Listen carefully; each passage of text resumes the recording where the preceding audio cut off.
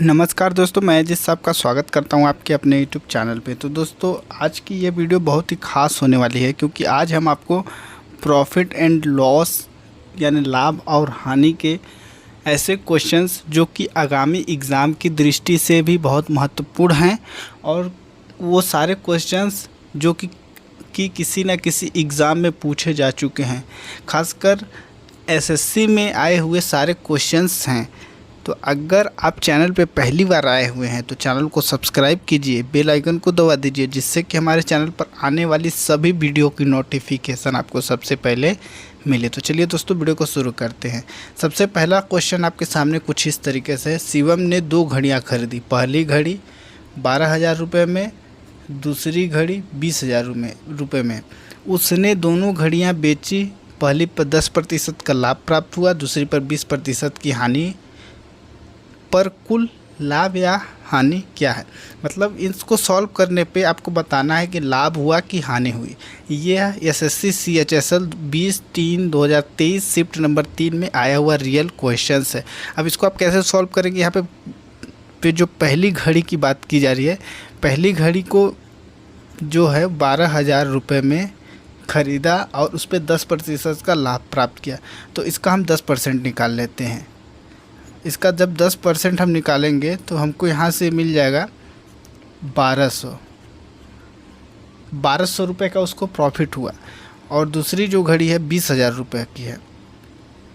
20,000 में 20% का लॉस हुआ, 20% का लॉस हुआ। तो यहाँ पे हमको 4,000 रुपये मिल गया। अब दोस्तों, इसमें से हम इसको माइनस कर देते हैं। अब इसको जब माइनस कर देंगे तो यहाँ पे हमको 2,800 रुपये माइनस का मिलेगा। चूँकि 2,800 रुपये माइनस का है तो यहाँ पे हमको 2,800 रुपये का लॉस हुआ, यानी बी नंबर इसका राइट आंसर है।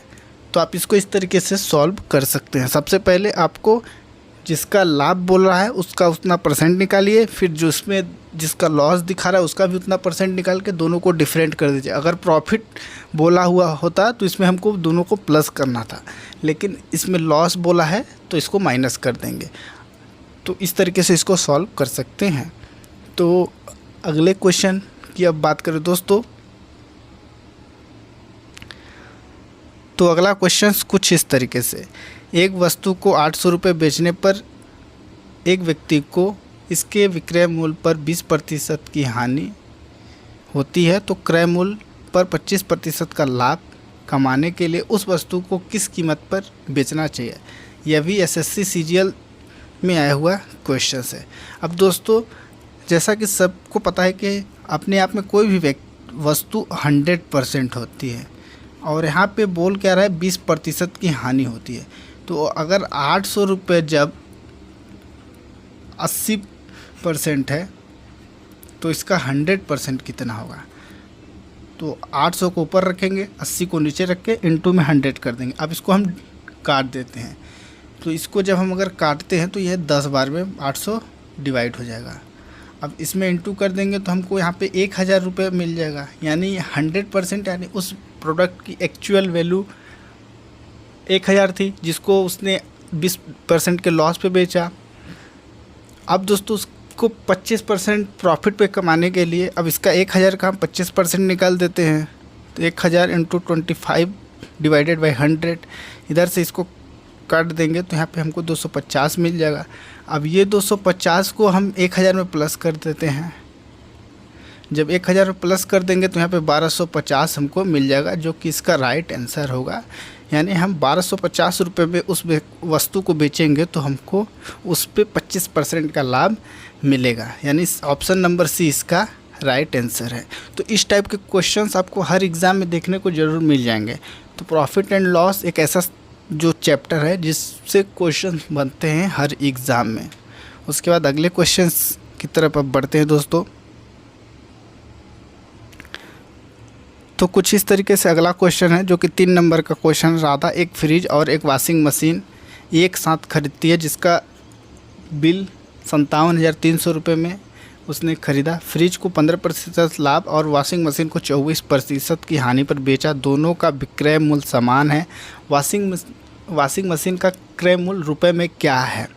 अब दोस्तों 2 प्रोडक्ट को एक साथ खरीदने पे 57,300 रुपये उसका एक्चुअल प्राइस आया, जिसको एक प्रोडक्ट को 15% लाभ पे और दूसरे प्रोडक्ट को 24% की लॉस पे बेचा गया। अब दोस्तों जैसा कि इस हर चीज़ अपने आप में 100% होती है, अगर प्रॉफिट हुआ तो उसमें प्लस होगा, लॉस हुआ तो माइनस हुआ। अब देखिए यहाँ पे फ्रिज की बात करें तो फ्रिज पे 15% का प्रॉफिट हुआ, तो इसमें हम 15% को प्लस कर देंगे, तो यहाँ पे 15 को प्लस कर देंगे तो 115 यहाँ पे हमारा हो गया 115%, जो कि फ्रिज के लिए। अब वॉशिंग मशीन को 24% लॉस पे, तो 100 में अगर 24 माइनस करते हैं तो हमारे यहाँ पे 76% हमको एक्चुअल वैल्यू आई। अब इसको हम या तो डायरेक्ट फ्रिज लिख लेते हैं या ए मान लेते हैं, ए इंटू 115 कर देते हैं। ये हमारा ए जो है ये फ्रिज को डिफाइन करता है, बराबर करते हैं, क्योंकि यहाँ पे लिखा हुआ है कि दोनों का जो विक्रय मूल्य समान है। अब बी जो हमारा वॉशिंग मशीन को डिफाइन करता है उसमें इंटू कर देते हैं 76। अब करना क्या है, ए बी को एक तरफ कर लेते हैं, ए बटा बी बराबर कर लेते हैं। और यहाँ पे ये हमारा ये जो दिया है 57,300, इसको ऊपर में लिख लेते हैं। और यहाँ पे हम क्या करेंगे, 115 और 76 को प्लस कर देंगे आपस में, तो हमारा यहाँ पे 191 आ जाएगा। 191 को यहाँ पे हम डिवाइड कर देंगे। और अब हमसे पूछा क्या जा रहा है जो वॉशिंग मशीन का, तो वॉशिंग मशीन के लिए हमारा 76 है, तो इंटू में 76 कर देंगे। अब इसको जब अगर हम डिवाइड करेंगे, भाग देंगे, तो 191 से 57,300 जो है वो 300 बार में डिवाइड हो जाएगा। अब हम करेंगे क्या, 300 इंटू 76 कर देंगे, तो यहाँ से हमारा 22,800 राइट आंसर हो जाएगा। तो 22,800 यानी ऑप्शन नंबर ए इसका राइट आंसर। सबसे पहले लॉस जहाँ पे हुआ है वहाँ पे माइनस करेंगे और जहाँ पे प्रॉफिट हुआ है उसमें परसेंटेज को प्लस करेंगे। उसके बाद एक वैल्यू मान लेते हैं और जो वैल्यू दी गई है उसमें आपस में जोड़कर उसके भाग दे देंगे। तो अगर वीडियो अच्छी लग रही है तो लाइक करें। और उसके बाद अगले क्वेश्चंस की बात करें। अब दोस्तों अब आपके सामने चौथा क्वेश्चन कुछ इस तरीके से है। एक व्यापारी 20% की व्यापारिक छूट और 30% की नकदी छूट देता है। यदि सूची मूल्य 1200 रुपये है तो विक्रय मूल्य क्या होगा। सूची मूल्य मतलब दोस्तों अंकित मूल्य या फिर मार्क्ड प्राइस जिसको कहते हैं, जो कि आपको प्रिंटेड रेट होता है वो, उस पर 20% का डिस्काउंट पहले दिया गया। तो 1200 का अगर हम 20% निकालते हैं तो यहाँ से हमको 240 मिल जाएगा। 240 रुपये का व्यापारी अपने द्वारा छूट दिया, तो 1200 में 240 को हम यहाँ से माइनस कर देंगे तो हमको मिल जाएगा 960। अब 960 जो है उसका हम 30% निकाल देते हैं। तो 30% जब निकाल देंगे तो हमको यहाँ से जो मिल जाएगी वैल्यू वो होगी 288, 288। अब हम 288 को भी 960 से माइनस कर देंगे। 960 से 288 को भी माइनस कर देते हैं अगर यहाँ पे, तो हमारा जो एक्चुअल आंसर अब आ जाएगा इससे। तो हमारा जो एक्चुअल आंसर होगा 672 होगा, 672, यानी ऑप्शन नंबर डी इसका राइट आंसर है। तो इसको आप इस तरीके से भी सॉल्व कर सकते हैं। उसके बाद अगले क्वेश्चंस की अगर आप बात करें तो अगला क्वेश्चंस आपका ये SSC CHSL में आया हुआ है क्वेश्चन है और ये इस वीडियो का लास्ट क्वेश्चन भी है। एक चारपाई का अंकित मूल्य 15,800 था लेकिन उसे 13,500 में बेचा गया, इस पर कितने प्रतिशत की छूट दी गई।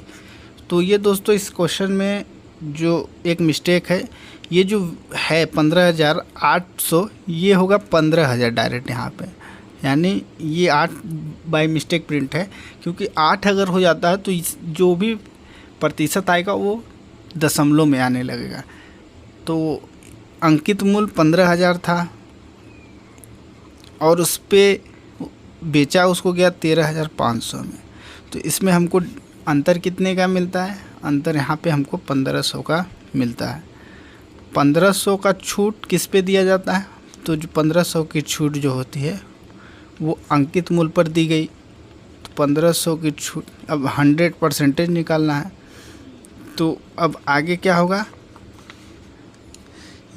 ये 1500 दोस्तों नीचे में होगा, सॉरी ऊपर में होगा, और 15,000 नीचे में होगा, इंटू हो जाएगा। अब ये यहाँ से यहाँ कट जाएगा, ये यहाँ से यहाँ कट गया, 15 एक कम 15, यानी 10% का हमको यहाँ पे एक्चुअल छूट दी गई है, 10% का एक्चुअल छूट दी गई है। तो इसको भी आप इस तरीके से सॉल्व करेंगे। सबसे पहले करना क्या है, जो अंकित मूल्य है और जो सेलिंग प्राइस है उसमें से उसको माइनस कर देना है।